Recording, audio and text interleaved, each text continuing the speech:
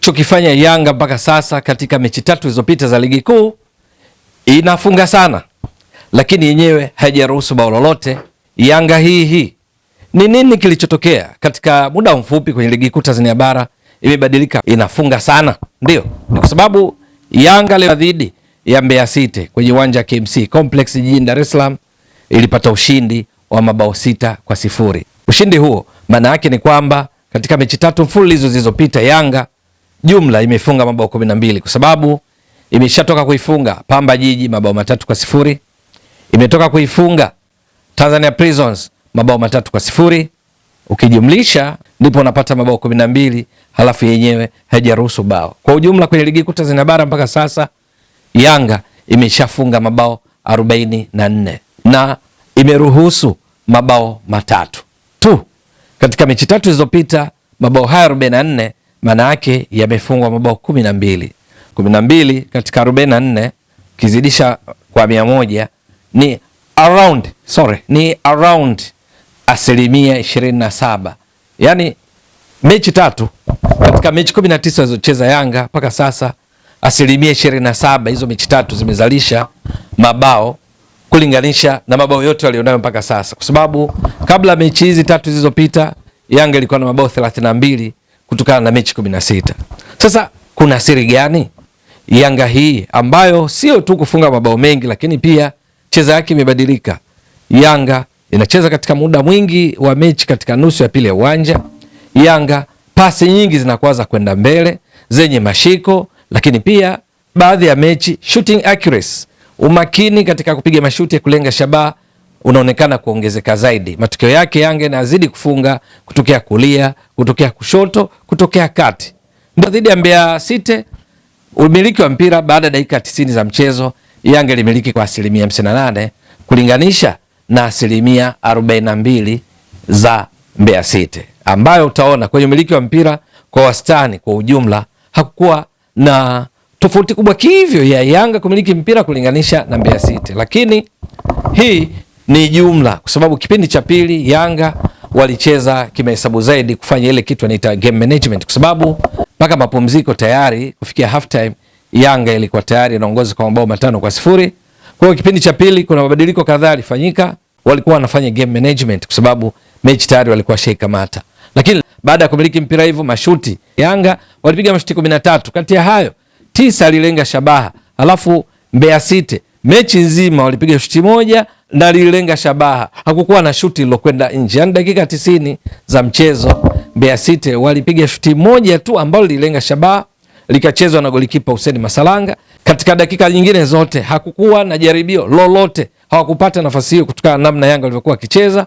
Eneo lao la kiulinzi walikuwa imara sana, eneo lao la kati liliwafanya wabunifu, wachezaji wabunifu wa Mbeya City, Said Noshad, akina Hija ya Lida Shamte, walikuwa na wakati mgumu kukabiliana na Yanga eneo la kati, na hivyo huduma kwa washambuliaji wao sasa kina Peter Mwalianzi kama wachezaji watatu wa ushambuliaji, kina Eliud Ambokile, kina Rifat Msuya, hawakuwa wanapata huduma na wao walijikuta huko katika eneo la kuzuia.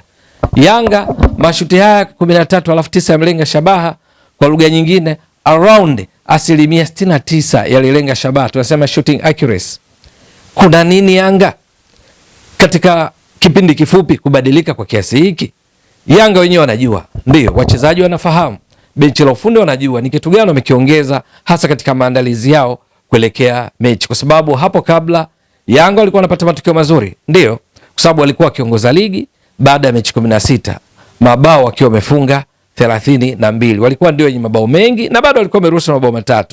Lakini kuna baadhi ya mechi cheza yao ilikuwa inawatia shaka mashabiki wao, wapenzi wao. Lakini hivi sasa Yanga kwenye hizi mechi 3 inafanya ile total dominance, inatawala mechi mwanzo mwisho na halafu inafunga. Haishii tu kutawala mchezo, mechi inakuwa tia maji, la hasha. Kwa haraka unaweza kufikiria kwamba maamuzi ya management ya Yanga kuliongezea nguvu benchi la ufundi lao la kocha Pedro Gonçalves, ujio wa Abdul Hamid Mwalin katika kikosi cha Yanga inaweza ikawa sababu mojawapo. Ndio, sababu zinaweza kawa nyingi, ndugu mtazamaji wa Mbwaduke Stats Sport Next Level, lakini mojawapo yaweza ikahusishwa na Abdul Hamid Mwalin. Ni kwa sababu gani? Mwalin alifanya hivi pia kuifanya alipojiunga na Yanga msimu uliopita, ilibadilika mno Yanga kiasi ya kwamba ujio wake tena ndani ya Yanga, yani akirejea, halafu mabadiliko haya inakuwa inashawishi kwamba pengine kuna kitu amechangia mawazo kwa kocha Pedro Gonçalves kuzungumza na wachezaji juu ya small details za namna ambavyo Yanga inaweza kuwa dominant katika mchezo, ikamiliki zaidi, halafu ikafunga. Ni kwa sababu gani? Kwamba kwanza tukumbushane hapa, Yanga kitendo cha kufunga mabao 12 katika mechi 3. Tunapozungumza mechi 3 tunamaanisha ukizidisha mara 90 tunazungumzia dakika 270. Kwa dakika hizi 270 Yanga kufunga mabao 12, tunapata kitu tunaita MPG, minutes per goals. Yani dakika ngapi kwa wastani Yanga inafunga goli katika mechi hizi 3 zilizopita, ambazo zinaendana moja kwa moja na ujio wa Mwalin ambaye alitambulishwa kwa umma tarehe 23 mwezi wa 3. Tangu wakati huo mpaka leo hii Yanga imecheza mechi 3 katika ligi kuu Tanzania bara. Nazungumzia ligi kuu Tanzania bara ambazo ndipo imefunga mabao 12. Sasa MPG, minutes per goals, kwa wastani Yanga dakika ngapi inachukua ili kufunga? Ukigawanya vizuri utagundua ni dakika 22 na sekunde 30. Ni kiwango cha juu mno cha upachikaji mabao, kwa sababu msimu uliopita Yanga ikivunja rekodi katika ligi kuu Tanzania bara kwa kufunga mabao mengi kuliko idadi ya points, ilimaliza ligi ikiwa na mabao 83. Wakati huu ikifunga hivyo, maana yake Yanga ilikuwa ile MPG kufunga mabao 83 katika mechi 30 mara 90 ni dakika 2700. Yaani nazungumzia msimu uliopita wote, wakati Yanga ikifunga mabao ambayo ni rekodi katika ligi kuu Tanzania bara tangu kuanzishwa kwake kutoka kuitwa ligi daraja la kwanza msimu wa mwaka 1996-97. Sasa hizi dakika 2700 ukigawanya na mabao 83 alofunga Yanga ikimaliza ligi ikitoa ubingwa na pointi 82, kwamba hapo utaona kwa wastani Yanga ilikuwa inafunga bao moja kila baada ya dakika 32 na sekunde 32, ikawa ni rekodi ya aina yake katika ligi kuu Tanzania bara na pia kwenye ligi bora 27 barani Afrika tangu 2010 2011. Hakuna timu kwenye ligi zao zile bora 27, ligi namba 1 Misri, nambari 27 unakuta ligi kuu ya Burkina Faso, hapo kuna ligi kuu ya Niger, ambazo kuna timu tangu mwaka huo imemaliza msimu ikifunga mabao kwa wastani wa MPG, minutes per goal, kwamba dakika hizi inafunga bao. Sasa hivi Yanga mechi 3 inafunga kila baada dakika 22 na sekunde 30, ni kiwango cha juu mno. Wakati Mwalin akijiunga na Yanga msimu uliopita, ilikuwa Yanga imeshacheza mechi 10. Katika mechi 10 Yanga ilikuwa imeshinda mechi 8, tunakumbuka vizuri. Wakati huo ikiwa na Miguel Gamondi. Alipotua Mwalin aliungana na kocha Sead Ramovic ambaye alikuja kuondoka, akaja Hamdi Milud. Aliikuta Yanga imecheza mechi 10, imeshinda 8, imefungwa mechi 2. Lakini ilikuwa imefunga goals, ikiwa imefunga mabao 14, imeruhusu mabao 4.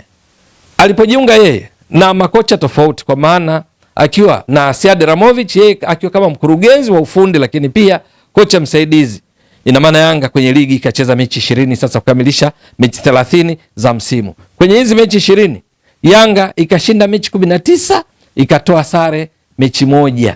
Hii sare ilikuwa ni suluhu dhidi ya JKT Tanzania, ilisha bila. Kwenye mechi hizi Yanga ikafunga mabao 69 goals, mabao 69, ikaruhusu mabao 6. MPG, minutes per goals, kwa sababu ni mechi 20 utachukua dakika 20 mara 90, halafu tutagawanya na mabao 69 kupata MPG, minutes per goals. Ilikuwa inafungaje? Ilikuwa dakika 1800, utaona hapo, gawanya kwa 69. Ukigawanya vizuri utagundua ni MPG, minutes per goals. Ilikuwa Yanga kwa wastani kwenye mechi hizo 20 nafunga bao kila baada ya dakika 26 na sekunde 4 kwa wastani. Ni Yanga iliyokuwa na kwenye benchi lake la ufundi ikiwa na kocha msaidizi huyu Abdulhamid Mwalin ambaye pia alikuwa mkurugenzi wa ufundi, lakini akaja kuondoka mwanzoni mwa msimu huu Yanga ilipokuwa na kocha Robin Falls, yeye akaondoka. Lakini sasa amerudi mara mechi 3 Yanga inafunga bao sasa kwa wastani wa kila baada ya dakika 22 na sekunde 30. Yaani imezidi hii ya msimu uliopita mechi 20 kukiwa na Mwalin katika benchi la ufundi. Note hapa tunazungumzia mechi 3 tu, bado mechi takriban 11 Yanga kukamilisha mechi 30 za ligi. Tutaona nini kitakachoendelea, lakini kwenye mechi hizi 3 mabadiliko haya Yanga, kasi yao, shauku yao ya kutaka kufunga, kumiliki mpira kwa kiasi kikubwa, kufunga mabao mengi, kwa vyovyote vile kuna shawishi kwamba miongoni mwa hizo sababu zinaweza zikawa nyingi, ndio nyingi, lakini mojawapo Mwalin yaweza ikawa ni sababu mojawapo, na pengine ndio maana management ya Yanga liliona hili. Kati ya sababu nyingi ilikuwa ni kumleta Mwalin, ambao katika maelezo yao walieleza wakati akitambulishwa Mwalin kwa mara nyingine tena tarehe 23, taarifa kwa umma ilikuwa inaonyesha kwamba wajibu wake ni kuungana na benchi la ufundi kwa kocha Pedro Gonçalves ili kujaribu kuifanya Yanga icheze mpira wa kuvutia na kufanya vizuri zaidi, kwa sababu alipojiunga Yanga inafanya vizuri, inaongoza ligi, lakini kwenye kucheza kwake taarifa ilieleza wazi kwamba ilikuwa ikicheza ilikuwa kama inaonekana kuna kitu imemiss. Lakini sasa hizi mechi 3 Yanga inaelekea imepata tiba. Ngole kwa kocha Pedro Gonçalves na management ya Yanga kwa kuliona hilo, lakini ni mapema mno, maana ligi bado. Lakini walau kwenye hizi mechi 3 Yanga imebadilika mno kiasi ya kwamba leo hii mabao 6 wafungaji tofauti tofauti. Pedro Bacom Zouzoua kafunga mabao 2, katoa assist. Lakini kuna Alan Okello katoa assist 2. Kuna Maxim Pianzengeli kafunga, katoa assist. Prince Mpumelo Dube kafunga mabao 2. Kwa ujumla walicheza vizuri sana katika eneo la mwisho. Itakuwa vipi?